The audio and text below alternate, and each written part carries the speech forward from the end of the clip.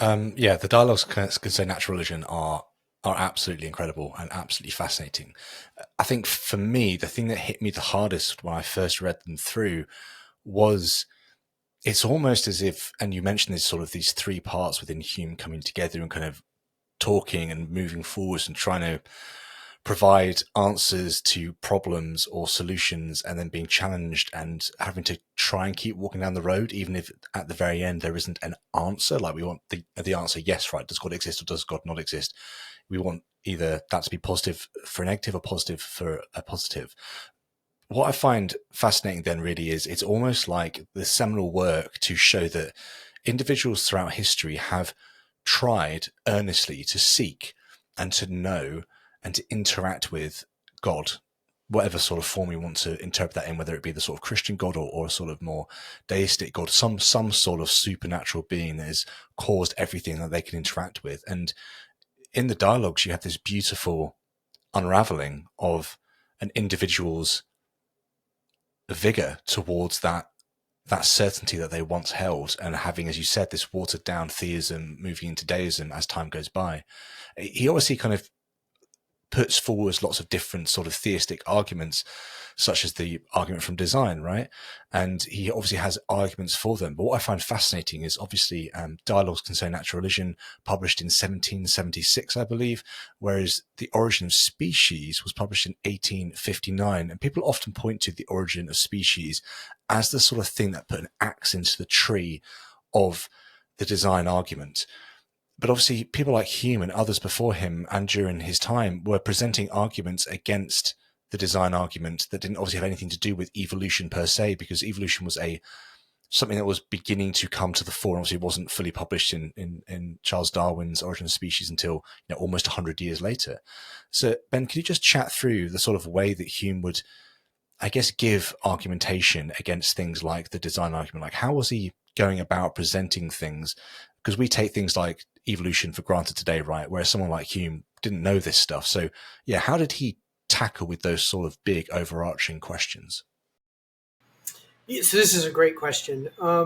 So Hume dies in 1776, and the dialogues are printed posthumously. About I think it was like 3 years later in 1779.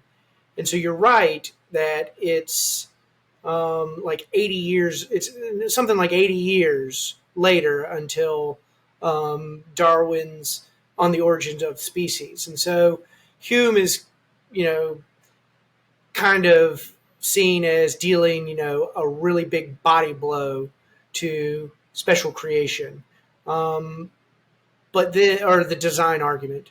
But Hugh or Darwin is, kind of seen as knocking, landing that knockout blow. Like it never, the design argument certainly still endures today, but it's never had the prestige that it had following Darwin. And so, why is that? So, and I find this question absolutely fascinating because Hume, to my mind, really comes close to landing on the theory of evolution. Now, he wouldn't have gotten the mechanisms. He wouldn't have been able to say evolution via natural selection.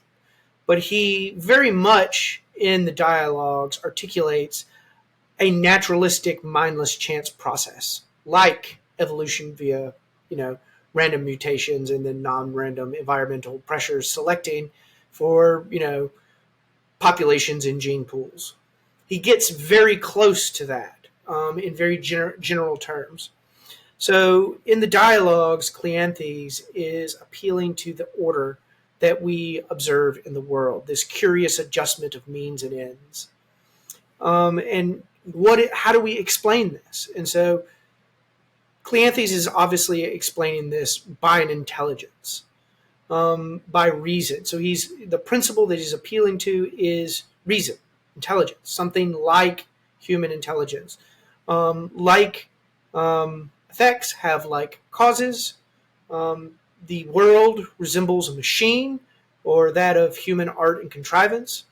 So the world has a cause similar to the cause of human art and contrivance, intelligence, like a human mind. And so Hume wants to say, okay, well, let's look at experience and see, like, you and I obviously agree that order comes from experience with our comes from intelligence, and the intelligence that gives rise to that order, its cause is unknown to us. So we know that there are these intelligence can cause order, but we don't know what causes that intelligence to give order to what it does. So when we build a machine, we can say, yeah, like it was my intelligence that allowed me to build this machine. But what caused my intelligence to be able to build this machine? We don't really know. We can't just observe that cause. And so what Hume wants to say here is that the world of ideas requires causes just like the world of material objects. So if you're going to say, look, order in material objects requires a cause, you're also going to have to say that order in a mind requires a cause. So what does the order in a mind, what sort of causes does that look like? Well, the only examples that we can give from our experience, Hume says, are vegetation and generation. So the idea of a plant growing and releasing a seed, and then it growing into another plant, bringing a seed into another plant. And so he's saying, like, look, the seed causes the plant, but then the order that grows out of the seed, we don't really understand how that order comes from it. We don't necessarily understand that cause. So we have intelligence. Order comes from intelligence. Don't really understand that. Order comes from vegetation. Don't really understand that. Order comes from generation, so the copulation of animals, us having sex with other people, then getting them impregnated, going through a period of pregnancy, giving birth. That comes to order. So we have three different hypotheses on the table. We have intelligence as one principle, and we have generation in one principle, and we have vegetation in another principle. And so he says, look, the evidence supports all of these equally. Like, there's not like, if we wanted to decide this question of the origin of the world, is it reason, vegetation, or generation? There's no contradiction in assuming any of them, because they're all on the same footing as a relation of ideas. So what observation, what matter of fact out in the world can we go out and look at that is going to decide this controversy? And he's going to say there's not a whole lot, but in fact what we can observe is going to favor generation and vegetation more than it's going to favor reason and intelligence. Why? Because we see reason and intelligence come from generation. We see, like, when you and I were born, our intelligence came from that generation.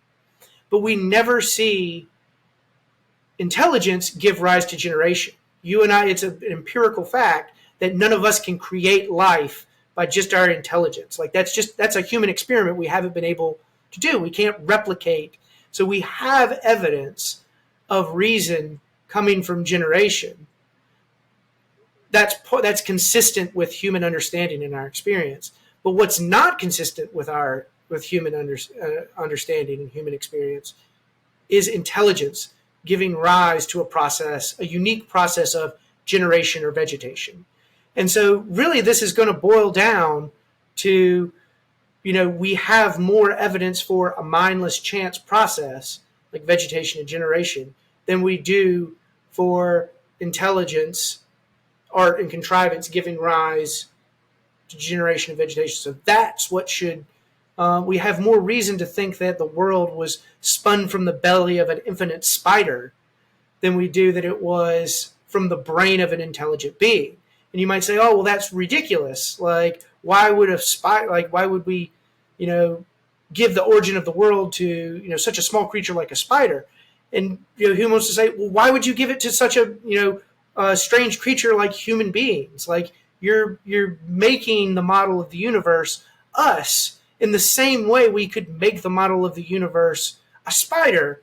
And I have more evidence for the spider hypothesis than I do for the human hypothesis. I know that the spiders, through generation, can give rise to order. I don't know that human intelligence can give rise to something like generation or vegetation.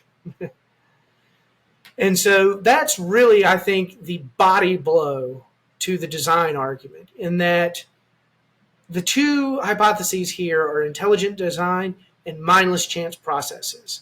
At the end of the day, what's consistent with our experience, what we discover in science, is that mindless chance processes give rise to things like intelligence through like a mindless chance process like biological evolution selects for intelligent beings like us that have intelligence. And so that's the final knockout blow that was provided by Darwin. Is he actually explained those mechanisms of how a mindless chance process can give rise to intelligence and give the appearance of design. So what Philo ends up conceding to the design argument is that when we look at the world, it just strikes us as something, it's like finding a watch on a heath, the William Paley argument.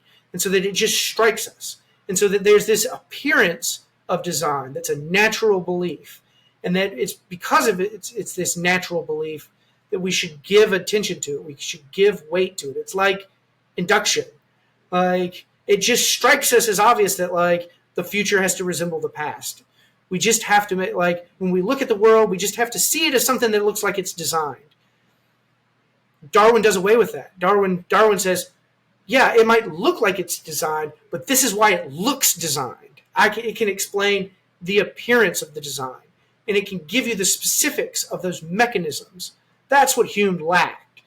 Hume gave the framework for dealing a knockout blow to the design argument, but it was really Darwin that filled in, seeing that vegetation and generation are just two different variations of a much larger mindless chance process that is biological evolution by natural selection. And so a lot of people want to say, the modern versions of the design argument, like the fine-tuning argument, will say, look, that it appeals to these cosmic observations and not these local observations that can be explained by biological evolution. We can't extend biological evolution to the cosmos because that's just not the applicability of that theory.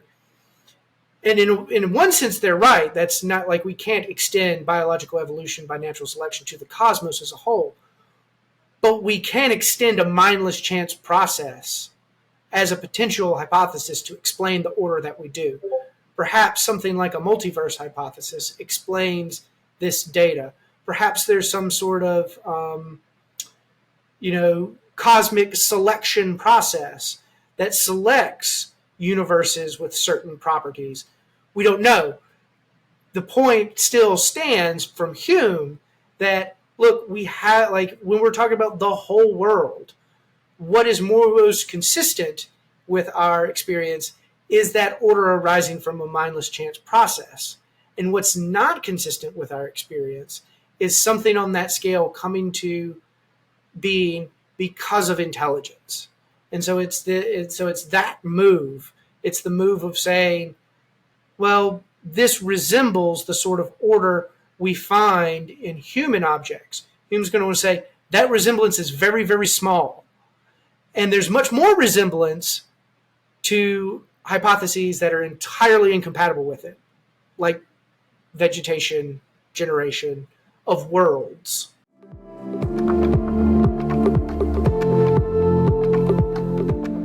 If you enjoyed this clip, then head on over to Locals to access the full conversation right now. Supporters can access the video version and everyone can access the audio-only version of the conversation. I'll see you over there.